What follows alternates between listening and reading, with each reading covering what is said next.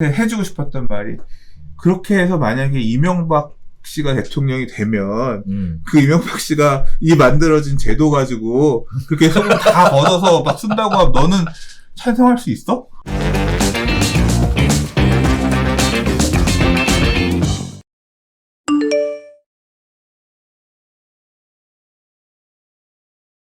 자, 마지막 네 번째 이야기입니다.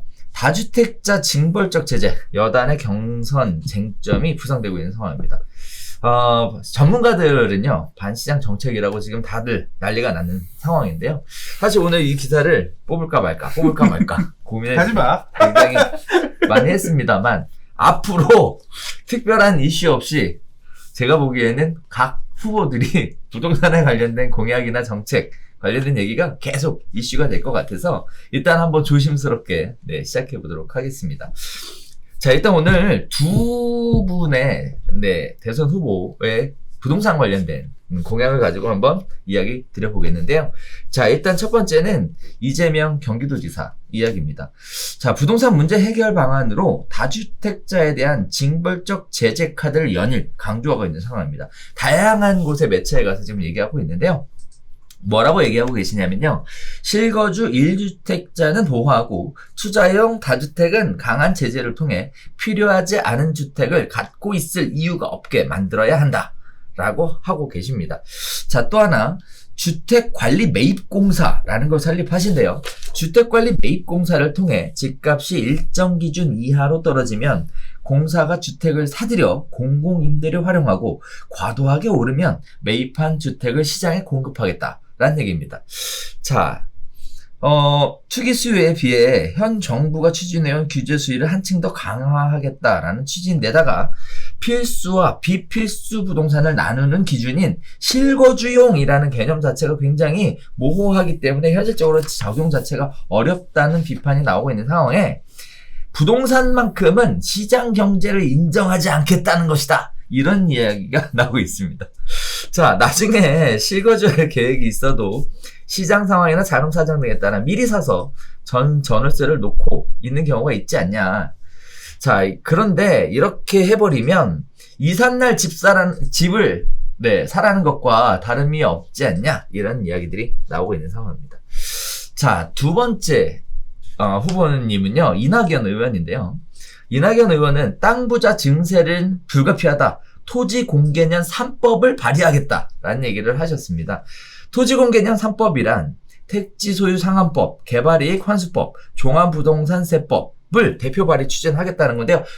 다음 주 중에 한다 그러니까 아마 곧 가시화가 될 가능성이 높습니다. 자, 토지는 후손들에게 물려줄 국민의 공공재산이다. 그러나 상위 10%가 토지를 독점해 천문학적 토지 이득을 누리고 있다. 토지의 가치 상승은 국가가 대부분 투자하는 도로, 지하철 등 사회 인프라 구축 때문이다. 따라서 토지 이득을 소수가 독점하는 것은 공정하지 않고 정의롭지 않다라는 토지 공개년 개념을 다시 꺼내 갖고 오셨습니다. 택지 소유 상한법은 위헌 판단을 받은 바가 있었는데요. 택지 소유의 경위나 목적에 따라 처분, 이용, 개발 의무, 부과 시점, 초과 소유, 부담금을 다르게 규정해서 위헌 판단을 받았던 부분을 개정해서 보완해서 다시 적용할 예정이라고 해요. 그래서 개인은 서울이나 광역시의 택지를 400평까지만 소유할 수 있게끔 이렇게 한다고 하는데요. 자, 또 개발이익 환수법은요, 현행제도를 크게 강화하는 방향으로 개정한다고 합니다. 이거는 위헌 대상이 아니었으나 환수 부담률이 최소 100분의 20까지 감소하는 등 법 제정 이후 지속적으로 후퇴해 왔었어요. 이를 다시 100분의 50까지 높인다는 계획입니다. 자, 종합부동산세법인데요. 요거는 토지초과이득세법 제정을 하는 대신 종부세법을 개정하는 방법으로 토지 초과 이득세와 과거 존재하지 않았던 종부세법의 토지과세가 중복될 우려가 있어서 종부세법을 바꾼다고 해요. 그래서 새로운 법을 만들진 않고 종합부동산세를 바꾸겠다라는 얘기인데요. 자, 이 두 분의 이야기가 지금 현재 연일 계속 이슈가 되고 있는 상황입니다. 자, 일단 여당의 입장에서는 기존의 정책 기조가 크게 바뀐 건 없어요. 부동산을 소유하고 있는 것 자체에 대해 문제가 있는 것처럼 제기하고 있는 상황입니다. 부동산 상승에 대한 이익과 상대적 박탈감 중에 상대적 박탈감을 느끼는 사람이 더 많은 것으로 보고 그쪽에 표심을 집중하고 있는 거 아닌가라는 생각이고요. 두 분 다 시장 경제에 대해서는 거의 뭐 미인정하고 있는 이런 분위기인데요. 상대적으로 오세훈 시장 같은 경우에는 이번에 그 김연아 전 의원을 그 SH공사 사장으로 내정하겠다 이렇게 해서 청문을 진행하고 있는, 다시 얘기하면 민간의 자본을 끌어들여서 뭐 주택 공급을 활성화하겠다 이런 거하고는 조금 배치되는 이런 부분이지 않을까 싶습니다. 자, 토지 공개념 개념이 뭐 징벌적 과세다, 이건 뭐 말도 안 된다 이런 얘기들도 계속 나오고 있고, 이미 종부세, 양도소득세 납부하고 있는데 거기에 따라서 이걸 또 뭔가를 규제하겠다라는 것 자체가 요즘 아니지 않냐? 시장 경제를 해치는 거 아니냐? 아니, 시장 경제 자체를 인정 안 하겠다는 거 아니냐? 이런 식의 이야기들이 나오고 있는데요. 일단은 부동산만큼에 대해서는 시장 경제를 인정하지 않겠다라고 보는 시각이 맞는 것 같습니다. 지금 보면은. 자, 뭐 여러 가지 개인적인 어떤 정치적인 내용은 빼고 요 내용만 볼 때 부동산 시장을 바라보는 이분들의 생각, 실처, 욕할 것 같지 지금. 난 읽기도 싫은데. 말을 아끼고 있네. 네. 아니 뭐 되면 그때 얘기해야지 뭐라고 하겠어. 뭐 다주택자에 대한 징벌적 제재라는 표현 저는 동의하지 않죠. 다주택자는 좀 이게 약간 배치되는 부분도 있는데 가치관이랑 다주택자의 어떤 부정적인 부분이랑 긍정적인 부분이 있잖아요. 그렇죠. 결국 다주택자가 많아야 임대 가격이 안정되는 이제 그런, 다주택자가 많아야 임대 가격이 안정되나요? 그럼요. 네. 네. 그거 맞죠? 공급을 네. 어차피 집은 두 집에서 두 집 살림 안 하잖아 우리가. 그러니까. 그거를 다주택자가 많지 않은 상태에서도 임대 가격이 안정되려면 결국 그 다주택자의 역할을 정부가 해야 돼요. 그러니까 그 얘기는 정부가 다주택자의 집을 왕창 사서 개인들은 다주택을 가질 수 없게끔 해놓고 나머지 집은 정부가 갖고 있으면서 그 집을 관리하게끔 하는 거죠. 근데 그게 공산주의 아니야? 그게 공산주의 하고 있는 거 아니야? 국가가 그런 식으로 다 하면서 개입하면서 니들은 하나만 딱 하고 그렇게 개인이 할 수 있는, 운신할 수 있는 자유가 줄어들게 되니까 결국 더 시장은 경색되는 거잖아요. 그렇죠. 계획에 맞아요. 따라서 안 돌아가니까. 뭐 공공에서 해가면서 제대로 운영되지 못하는 사례들에 대해서는, 그러니까 공공은 효율적이지 못하고 민간 시장에 맡기는 게 효율적이다. 그래서 그런 말이 나오는 거잖아요. 맞아요. 근데 지금 이분들이 하시는 얘기는 그런 어떤 그러니까 말 그대로 그럼 뭐 삼성전자 뭐하러 민간한테 맡기냐? 그냥 다 공사하면 되지. 대한민국 기업 뭐하러 해? 다 국가가 관리해가지고 계획해가지고, 야 메모리가 부족해? 그러면 야 우리 천안에 공장이 부족하니까 천안이 유치해라. 천안에 공장에서 천안 시장 네가 해. 그렇게 가면 되지. 자동차가 부족해? 야 경주에다 우리 자동차 공장 만들기야. 경주 네가 만들어서 해. 그렇게 중국이에요, 중국. 그렇게 경쟁력 있게 그게 되냐고. 그러니까 좀 저는 반대한다. 시장을 그런 식으로 인위적으로 정부가 개입해서 이렇게 궤도가 아니라 컨트롤에 나갈 수 있다라고 믿는 자체가 너무 이 변호사 법만 하셔가지고 막혀 있는 게 아닌가. 모르겠어요. 저는 동의하지 않고 생각만 해도 끔찍해요. 그리고 뭐 이낙연 의원이 말씀하신 세 가지 얘기는 있는 법을 확대하겠다는 거잖아요. 그렇죠. 택지 소유 상한법 이라는 걸 새로 만들 거예요. 네, 그래서 아무튼 부동산 많이 갖고 있으면 조져버리겠다. 조져버리는 법을 만들어서 못 갖게끔 하겠다는 거잖아요. 네네. 저는 싫죠. 싫죠. 사실 제가 이렇게 막 많이 가질 수 있는 능력은 없지만, 그러나 그렇게 가지고 있다고 해서 그렇게 따지면 이런 식으로, 그러니까 논리의 시발부터 사실은 좀 그래. 토지의 가치의 상승은 국가가 대부분 토지하는, 그러니까 네 부동산 가격이 오른 건 국가 탓이니까 국가가 다 뭐 할 거다. 네. 뭘 국가가 얼마나 해줬다고. 아무튼 그런 출발점 자체부터 사실 동의할 수 없기 때문에. 그래요. 개발이익 환수법은 지금 이제 민간에서 개발을 하게 되면 개발 부담금을 납부하잖아요. 그 비중을 네네. 더 늘리겠다는 거예요. 사실 제가 재건축 초과이익 환수에 관한 법률, 제초안이 좀 문제가 있다고 보는 게 그 제초안의 개발이익 환수 금액이 다른 개발이익 환수에 비해서 현저하게 높거든요. 그렇죠. 예, 그래서 전 조정할 필요가 있다. 재건축도 필요하다고 하면 조정할 필요가 있다. 뭐 이런 입장이었는데 재건축이 높은 게 아니라 다른 애들이 너무 낮다고 보고 계셔서 결국 야 이거 어떻게 이렇게 온갖 걸 다 고쳐가지고 민간에 하는 거 삥 뜯을 걸 결국은 이게 국가에 내놔라 이거 아니야. 내놔 다 주머니 손 내놓으라고. 네 돈 갖고 가서 이익 발생한 건 네가 열심히 해서 그런 게 아니라 운 좋아서 그런 거니까 내놔. 그 돈 갖고 우리가 좋은 데 쓸게. 그거잖아요. 종합부동산세법이라고 개정하겠다고 한 내용 읽어보면 결국 지금 해외에서 있는 유휴세 뭐 부동산 사놓고 가격 올라가는 거 기다리고 있는 놈들한테 니들 그거 활용 안 하면 그렇죠. 돈 더 내. 결국은 이제 활용을 시켜라라는 얘기지만 결국은 세금 걷겠다는 얘기랑 또 맞물리는 거죠. 모르겠습니다. 이게 뭐 논리가 없는 건 아니죠. 뭐 주장하시는데 나름대로 근거가 있고, 그럼요. 네. 사람들이 이 내용에 대해서 공감을 할 거라고 생각해서 발의를 하시는 것 같은데, 저는 사실 이런 거 보면 항상 그런 생각을 해요.